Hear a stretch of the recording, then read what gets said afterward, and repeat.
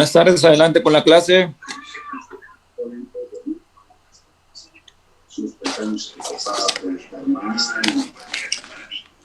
Sí, sí, un poco.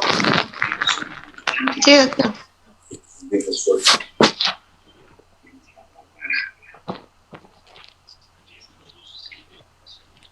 Bien, estaba pensando en eso.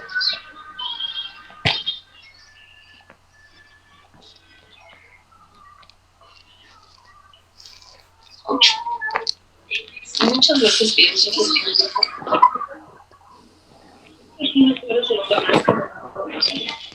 a lo mejor hasta puedo llegar a ser bien. El nivel normal en un argumento es de 7.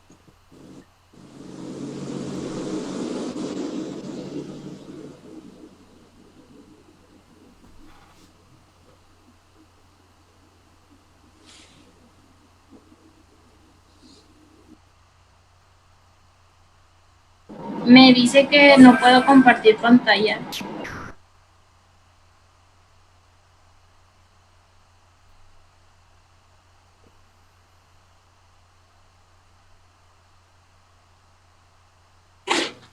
Chécale otra vez porque sí está habilitado.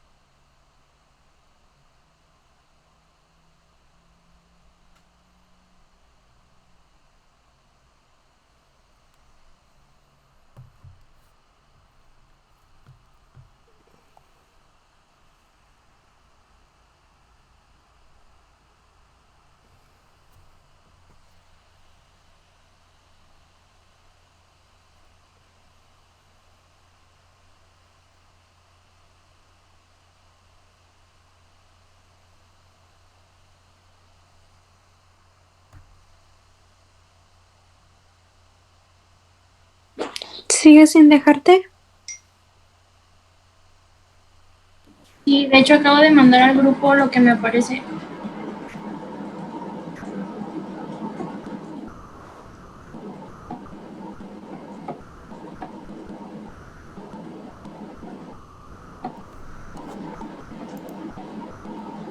Es tu computadora. Bueno, entonces déjame, se la paso ¿te la puedo pasar a ti o ya a mí?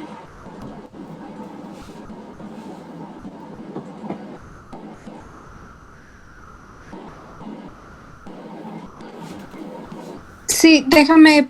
Creo que Diana me la pasó, déjame checo. Es que creo que esa no estaba completa. Pero igual Bueno, está bien. yo también. Sí, sí, mándamela.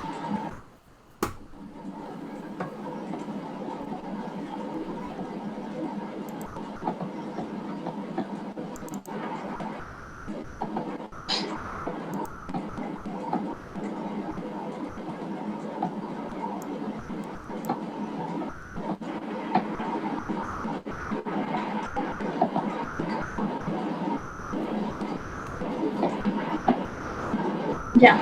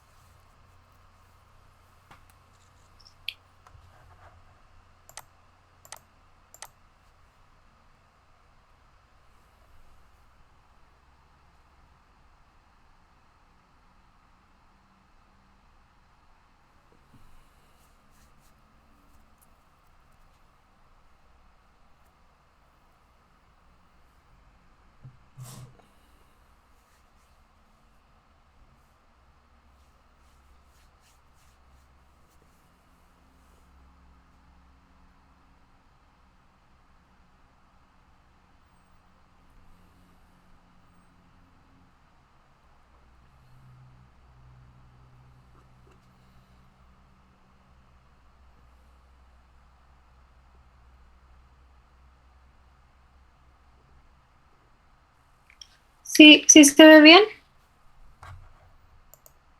Se ve excelente. Sí.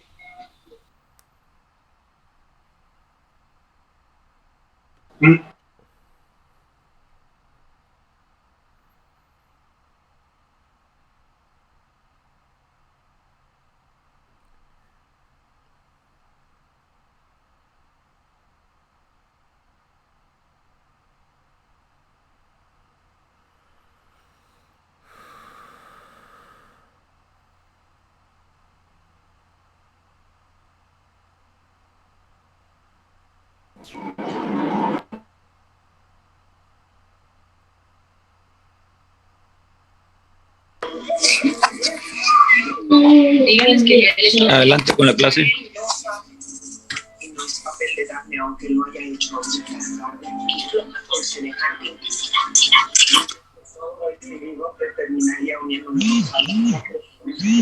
Bueno, nosotros vamos a hacer el tema edema agudo de pulmón y pues está formado por mí, Diana Romero, y por mi compañera Verónica Lerma. En su definición,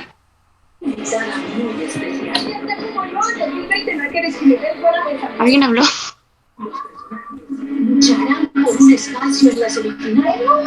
En su definición es acumulación excesiva de líquido extravascular en el pulmón.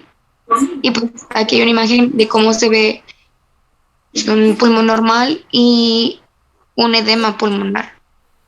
Esta es una acumulación de líquidos en los alvéolos, fugas de fluido en los pulmones. Tengo que enfrentar las consecuencias de mis actos.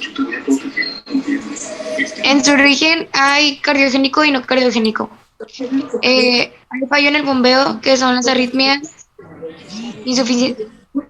insuficiencia cardíaca, hipertrofia ventricular, y en las no cardiogénicas son las paredes de las células se vuelven más permeables, hay sepsis, sobredosis de barbitúricos y sobrecarga de líquidos.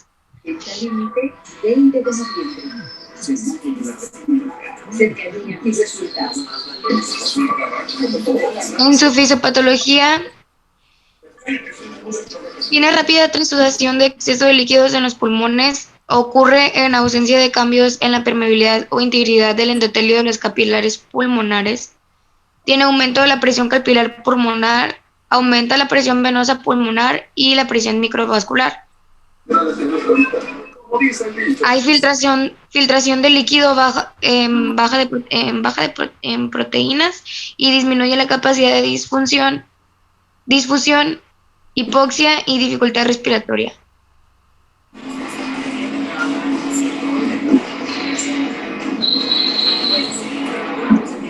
En sus manifestaciones clínicas, pues va a estar la historia clínica y la exploración física. La clínica es disnea de aparición aguda, disnea paroxística nocturna, tos con expectoración rosácea. Y en la física hay taquipneico, taquicardio y con importante trabajo respiratorio, con esteroides pulmonares húmedos en ambos cuerpos pulmonares y elevación de la presión venosa yugular y edemas en las extremidades inferiores. En la escena de coche, los bomberos trabajaron varias horas, lograron impedir que las llamas llegaran a donde había pues más autos resguardados. Ya se investigan las causas del incendio. Al aire con Paola Rojas, lunes a viernes, 8 de la mañana. A más de uno se levanta. Como había dicho, en estas hay cardiovascular y pulmonar, pues sus características de la signología pulmonar, y hay ingurgitación yugular, secreciones asalmonadas y espumosas, taquicardia y aumento de la tensión arterial, diaforesis y palidez, y presencia del tercer ruido cardíaco. Y en la pulmonar hay respiración laboriosa, uso de músculos accesorios, hipoxemia, hipoxia de hipocapnia, intolerancia a esfuerzos, cansancio, taquipnea y crepitaciones y sibilancias. Emperador, ahora con 2 galletas extra. Nunca Sus datos subjetivos y objetivos útiles para este diagnóstico pues sería la radiografía de tórax y el electrocardiograma. En la radiografía de tórax pues se van a presentar lo que son las alas de mariposa, cardiomegalias e insuficiencias. En el electrocardiograma es infartos, arritmia e isquemias. Bueno, esta es una radiografía normal de tórax.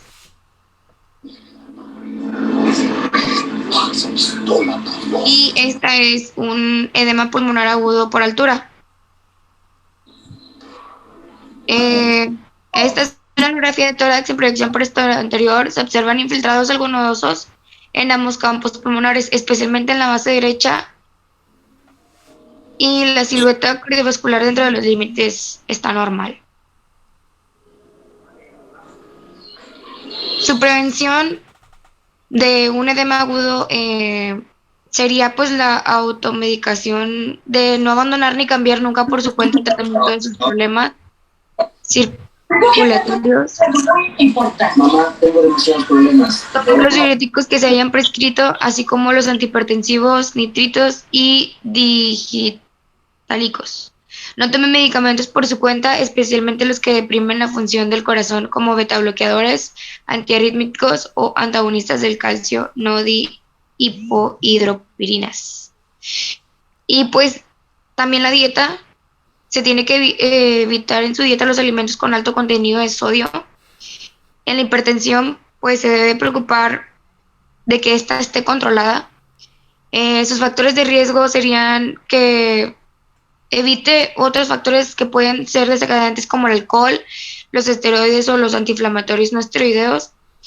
Y pues se tiene que procurar aprender a estar relajado y pues practicar alguna técnica de relajación física y mental.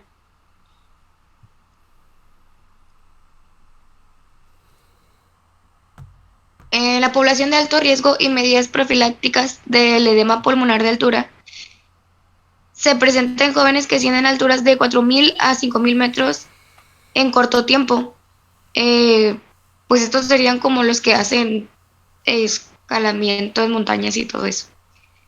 Sus factores predisponentes es gran esfuerzo físico, bajas temperaturas, alta humedad del ambiente y sensibilidad individual a la hipoxia.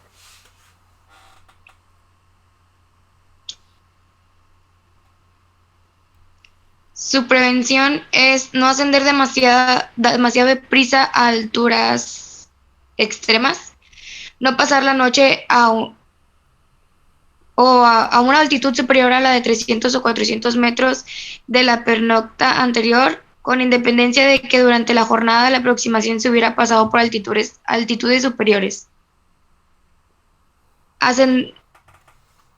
Ascender lo suficiente alto para aclimatarse. Se recomienda montar el campo base de 4.700 y 5.300 metros. No permanecer mucho tiempo en altitudes extremas. Se recomienda pasar menos de 10 noches por encima de los 6.500 metros. Y otra medida importante para favorecer la adaptación a la altitud es ingerir bebidas en abundancia y suficientes para conseguir que la orina sea clara.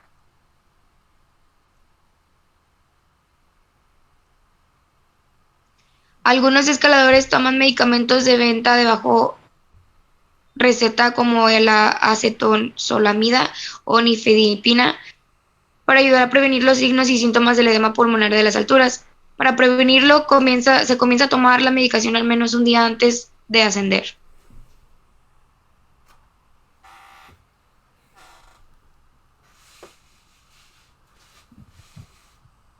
Su tratamiento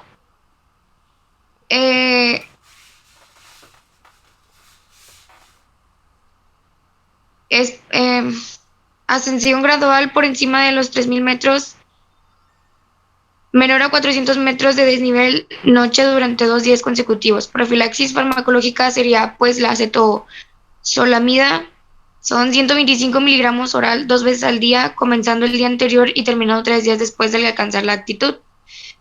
Dexametasona, 2 a 4 miligramos oral cada 6 horas, comienzo y terminación como la acetazolamida. Y biloba, 800 miligramos oral cada 12 horas comenzando 5 días antes o 60 miligramos cada 8 horas comenzando un día antes. Profilaxis específica para el edema pulmonar de la altitud es nifedipino, son 20 miligramos oral, preparación retardada cada 8 horas, salmeterol 125 vía inhalatoria cada 12 horas, sildenafanilo,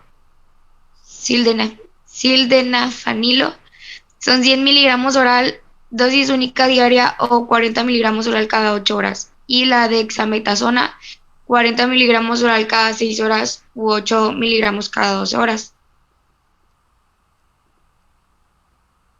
Y pues el tratamiento de urgencia es oxígeno en la primera instancia. En caso de que el edema pulmonar se agrave, se requerirá intubación y ventilación mecánica. Uso de diuréticos y vasodilatadores. Si el paciente no responde a los diuréticos, se realizará hemodiálisis de emergencia.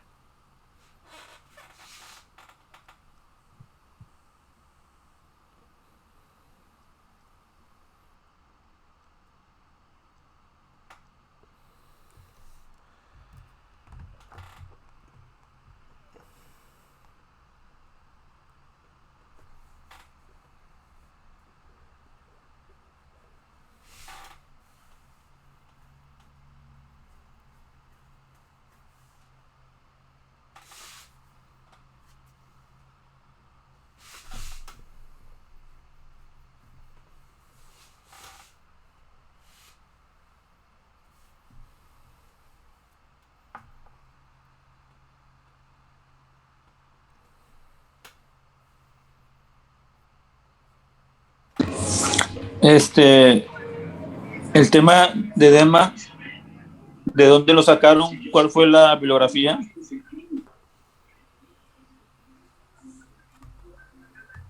Para hacer una acusación concreta, necesitaría tener pruebas. Y por desgracia no las tengo. Pero estoy completamente seguro de que Isabel es inocente.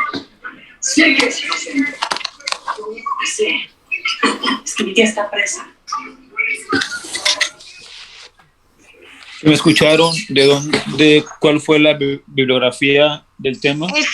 Sí, doctor. Es que lo hicimos diferentes, pero mi compañera se le trabó la presentación y no pudo decirlo. Pero la mía fue de un artículo, pero no me acuerdo bien de qué artículo era. Es que hace mucho que lo hicimos. No, es que el tema que ustedes me hablaron más que todo es el edema agudo de pulmón, de las alturas y eso, ¿no? Y ¿cuál es el edema agudo de pulmón? ¿Cariogénico y no cariogénico? Doctor, pero en los puntos que venía, también venía que del temario que nos dio, venía que buscáramos eso.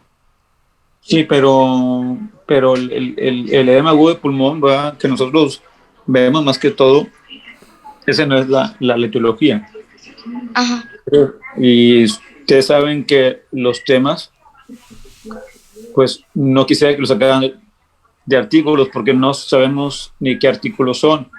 La idea es que tomen los temas de un libro de medicina interna o de neumología, ¿verdad? Harrison, Farreras o libros de neumología. ¿Qué pasa si el paciente no responde con el tratamiento que usted dijo?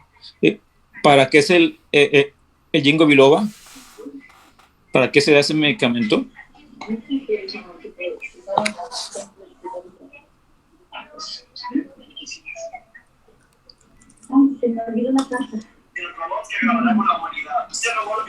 Ese es uno. O sea, ¿para qué se da ese medicamento en el edema agudo? Y el otro es, ¿para qué damos el sildenafil?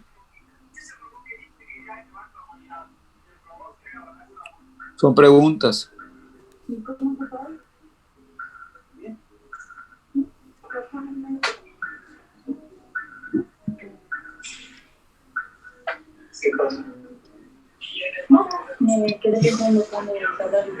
La otra es, ¿por qué un paciente con edema agudo se hemodializa? Y la otra pregunta es, ¿qué hacemos si el paciente no responde a todos los tratamientos que usted mencionó? Pues decía que se intubaba al final, ¿no? Bueno, al final era la hemodiálisis, pero si no respondía a ningún tratamiento decía que se intubaba.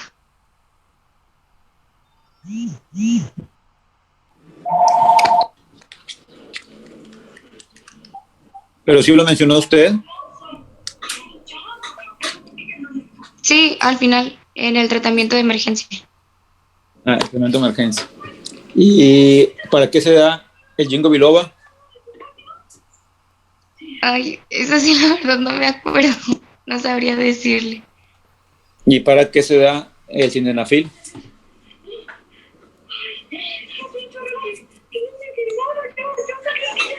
Bueno, mire, esa presentación hay que darla otra vez. Me quedan muchas dudas de esta presentación, me quedan dudas del tratamiento también, entonces para la siguiente clase vamos a repetir este tema, por favor, y vamos a seguir con el tema, por favor, ¿sí? Sí.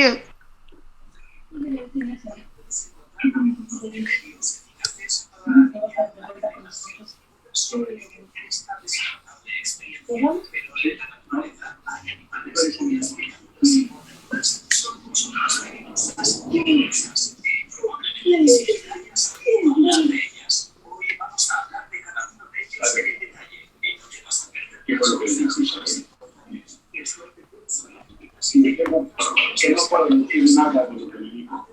Hay confesión, pero no es culpable. No lo es. Bueno, nosotros les vamos a hablar del cor pulmonale agudo. El cor pulmonale se refiere a la alteración estructural, o sea, una hipertrofia, una dilatación y al deterioro funcional del ventrículo derecho. Esto como resultado del aumento de presiones pulmonares asociado con enfermedades del parénquima pulmonar o de su vasculatura, o también de la vía aérea superior o de la pared torácica. Pero la disfunción del ventrículo derecho debido a enfermedades cardíacas del lado izquierdo o a cardiopatías congénitas, a esto no se le va a considerar cor pulmonale. El cor pulmonale pues se clasifica en agudo y crónico. Nosotros les vamos a hablar del agudo, que el agudo es cuando ocurre cuando el ventrículo derecho no puede adaptarse a un incremento en la presión arterial pulmonar. Y la hipertensión pulmonar, esta va a ser la condición sine qua non o sin el cual no se va a presentar el cor pulmonale agudo.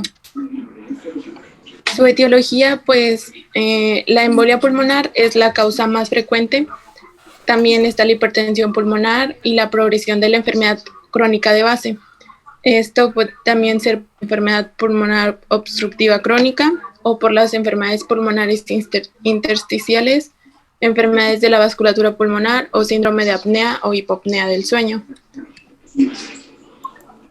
Su fisiopatología va a ser lo que va a empezar por un brusco ritmo sinusal vascular. De ahí va a desencadenar lo que es una hipertensión arterial pulmonar por lo que es el cambio brusco de lo que es el ritmo sinusal. Luego de ahí, lo que es la hipertensión va a crear un periodo de poscarga y va a hacer que el músculo del miocardio tenga un trabajo un poquito cansado, que va a hacer que haya una hipertrofia, incapacitando el vaciamiento del ventrículo derecho y va a generar lo que es el volumen residual de retorno venoso normal. Va a haber una disminución. Igual va a haber una disminución de la precarga de sobrecarga distólica y va a haber un manejo mayor del volumen sanguíneo y va a provocar en sí al final un crecimiento ventricular por dilatación y va a ser lo que es el corpúsculo pulmonar agudo.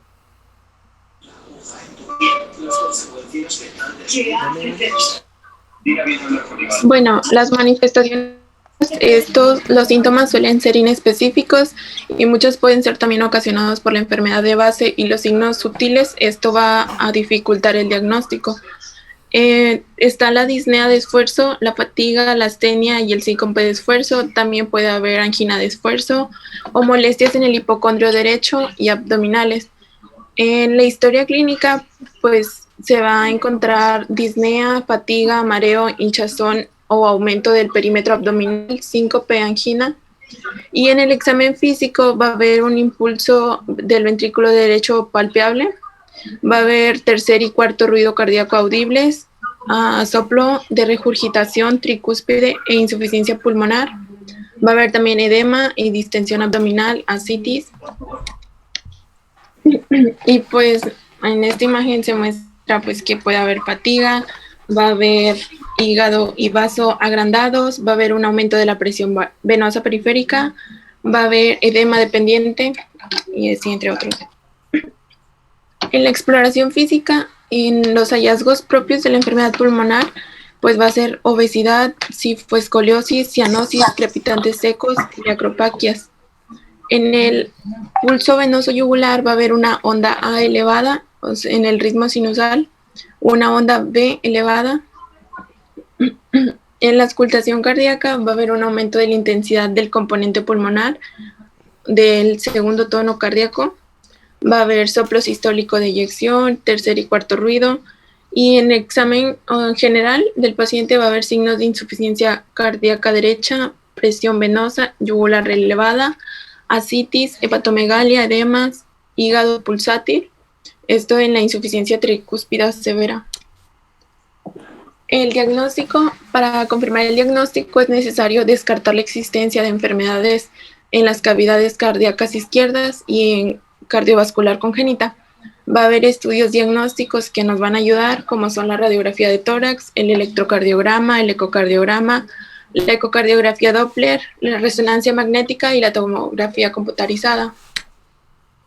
En la radiografía de tórax, esta va a mostrar lo que es característico de la hipertensión pulmonar, una dilatación de las arterias pulmonares centrales. Va a haber también cardiomegalia, arco pulmonar prominente y vasos pulmonares pariliares de mayor calibre.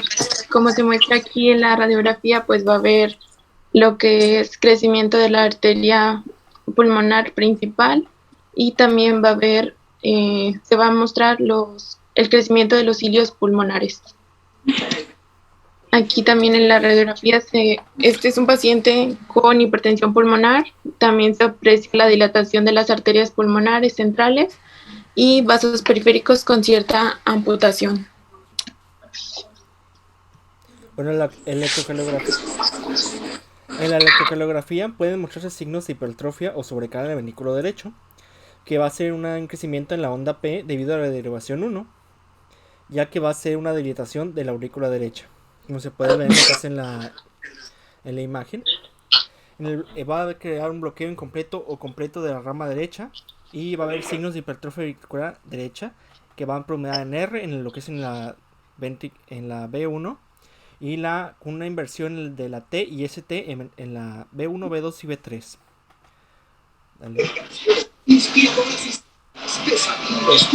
Dale. Lo que es la ecocardiografía, va a haber una hipertrofia y dilatación del ventrículo derecho y una dilatación de la aurícula derecha, como se pueden ver lo que son estos dos ultrasonidos. Ecocardiografía en paciente se puede ver con un paciente con trombolismo pulmonar bilateral agudo. Se puede ver el siguiente.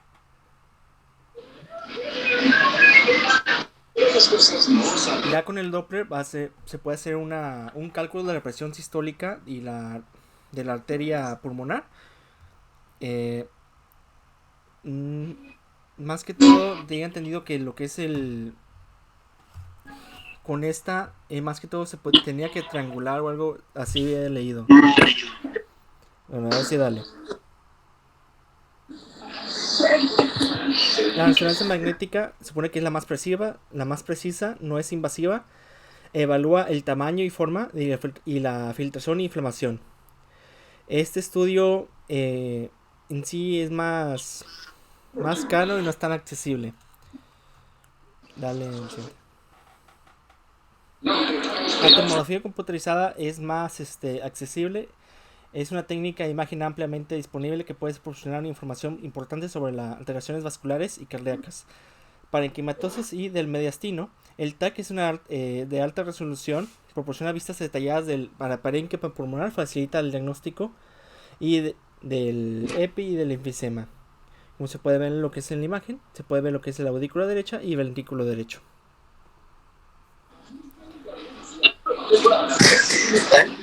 El tratamiento del manejo del crepúsculo pulmonar del fracaso del ventrículo derecho deben tener siempre en cuenta su etiología y circunstancias acompañantes.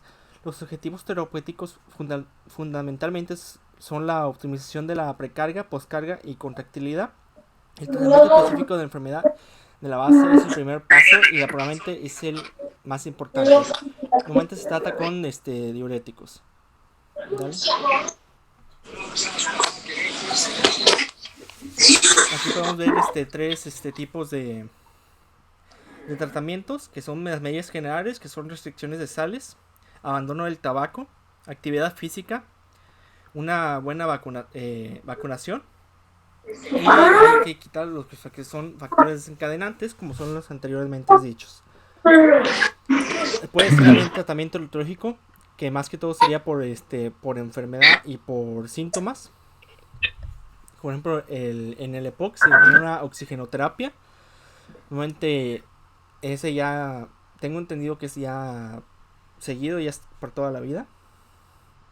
Pueden un embolismo pulmonar, que son fibrólisis, anticoagulación y enderectomía. Y hay otros que son para optimizar la precarga. Normalmente se hace una diuresis, normalmente se usa lo que es la furosemida y diuréticos de asa. Normalmente se hace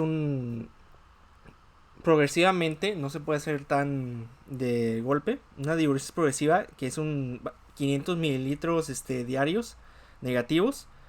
Va a haber una perfusión continua de diurético de asa y combinación de diuréticos, ya que va a crear una ultrafiltración que va a hacer que el músculo del corazón pueda trabajar un poquito mejor, ya que elimina ciertas sustancias como el magnesio.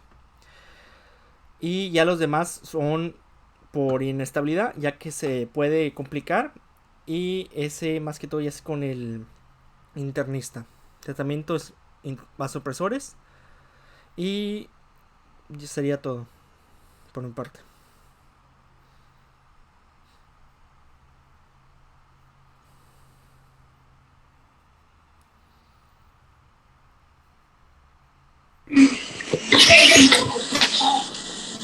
Preguntas, dudas que tengan del tema de corpus pulmonale. Entonces una falla del ventrículo del lado derecho, ¿verdad? De las cavidades derechas del corazón. Si se deja evolucionar esto, la falla del lado derecho del corazón me va a dar una falla del lado izquierdo del corazón, o sea, falla el ventrículo derecho y después falla el ventrículo izquierdo, ¿verdad? Uh-huh.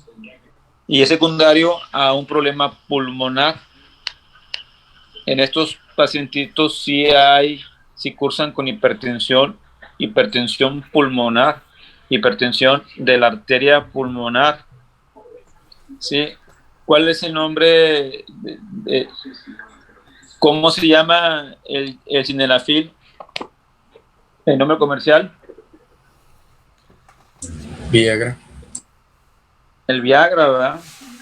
Entonces, por eso que le preguntaba en la presentación anterior cuál era, para qué se utiliza el sildenafil. ¿Bien?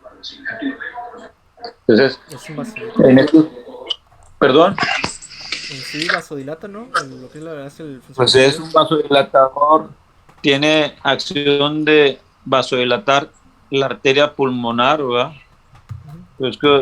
Por eso es que se dan el tratamiento con sildenafil en pacientes que tienen hipertensión arterial, ¿verdad? Ya sea primaria o secundaria. ¿Verdad? Pero ya cuando el pulmón se daña a un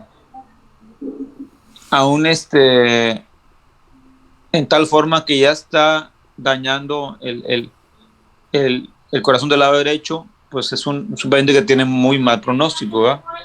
porque su problema es algo que en ocasiones ya es irreversible. Entonces, pues, en esta patología lo más importante es la prevención, ¿sí? Tratamientos hay muchos, están los diuréticos, los vasodilatadores, en pacientes que ya tienen falla ventricular, bueno, ahí ya se usan los inotrópicos como la dopamina, dobutamina, noripinefrina. Y en pacientes que no responden a este manejo, pues hay que intubarlos y manejar